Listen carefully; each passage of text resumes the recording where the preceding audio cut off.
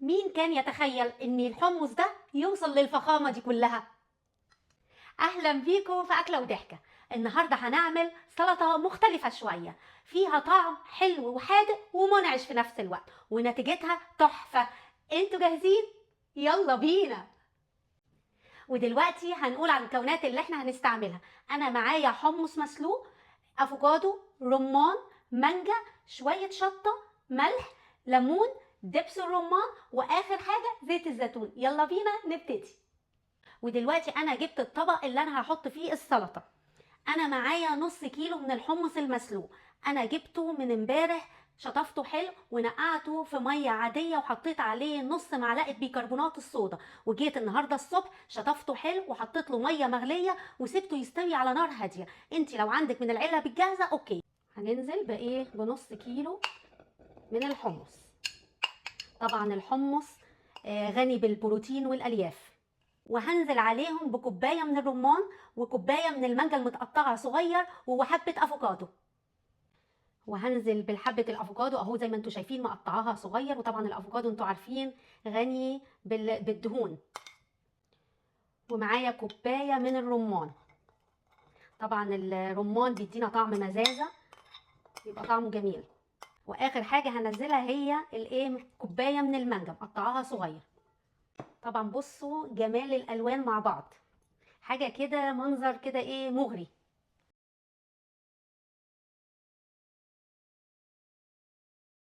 ودلوقتي هنجهز الصوص اللي احنا هنحطه. انا معايا هنا ليمونتين، عصره ليمونتين، وهحط طبعا الملح حسب ما انت تحبي. وهنزل عليه بشطه، طبعا ده اختياري. وهاخد معلقه من دبس الرمان، معلقه صغيره، ده عشان يدي للطبق مزازه اهو، معلقه صغيره. هنقلبه حلو قوي عشان دبس الرمان يدوب، ونركنه على جنب. وبعد ما حطينا كل المكونات على بعض انا هنزل بالصوص اللي احنا جهزناه. واخر حاجه هحطها 3 4 معالق زيت زيتون.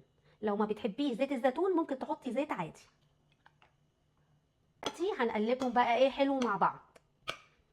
شايفين جمال الالوان؟ طبق صحي ومغذي ومشبع، بصراحه يستاهل التجربه. واخر حاجه هعملها مجرد ان انا هحط فرع نعناع كده للتزيين، وعندي شويه رمان هنزلهم كده. ايه رايكم في جمال الطبق؟ بصوا جمال الطبق، جمال الالوان، طبق مغذي وصحي ومشبع. وخلاص دلوقتي طبقنا جاهز وجه وقت التجربه. شايفين الالوان بتاعته تفتح النفس.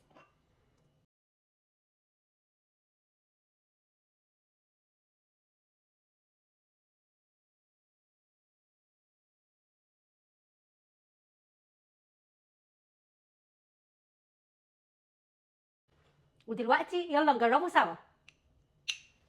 بصوا الجمال، بصوا الالوان.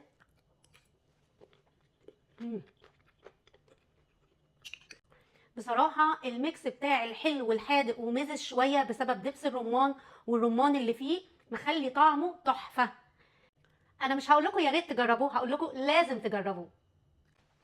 يا رب يكون فيديو النهارده عجبكم، واشوفكم المره الجايه. يلا باي.